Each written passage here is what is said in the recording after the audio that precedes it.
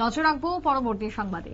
গতকাল ছিল জাতীয় যুব দিবস, আর এই জাতীয় যুব দিবসে গোটা দিন ভোর রাজ্য জুড়ে একাধিক কর্মসূচি পালন করা হয়েছে। এবার 12ই জানুয়ারি স্বামী বিবেকানন্দের জন্মজয়ন্তীকে সামনে রেখে বিশালগড়ে বিবেকানন্দ শিশু সদন ইংলিশ মিডিয়াম স্কুলে তথ্য সংস্কৃতি দপ্তরের উদ্যোগে সাংস্কৃতিক অনুষ্ঠানের আয়োজন করা হয়। আজ অনুষ্ঠানে উপস্থিত ছিলেন বিশালগড় ব্লক পঞ্চায়েত সমিতির চেয়ারপারসন থেকে শুরু করে অন্যান্যরা।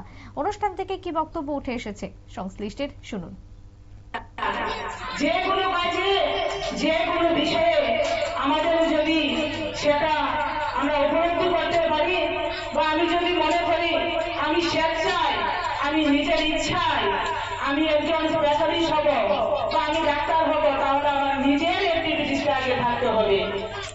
আজকে স্বামীজি বিভিন্ন বীর পুরুষ আছে বলে আমরা আজকে ওনাদের জীবনী নিয়ে আমরা আলোচনা করতে পারি।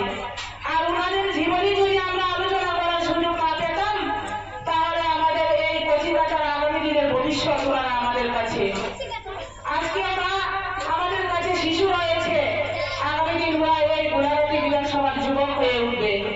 আমাদের স্বামীজির যে চিন্তাধারা দ্বারা যুবক যুবতীদের নিয়ে, আজকে যুবকদের থেকে যুবতীরাও কোনো দিকে পিছিয়ে নয়, কেননা সে অসম্ভবকে সম্ভব করে দিয়েছে কে? আমাদের দীপা কর্মকার, সোনার মেয়ে দীপা কর্মকার সেই যুবকদেরকে চেয়েও কম নয়।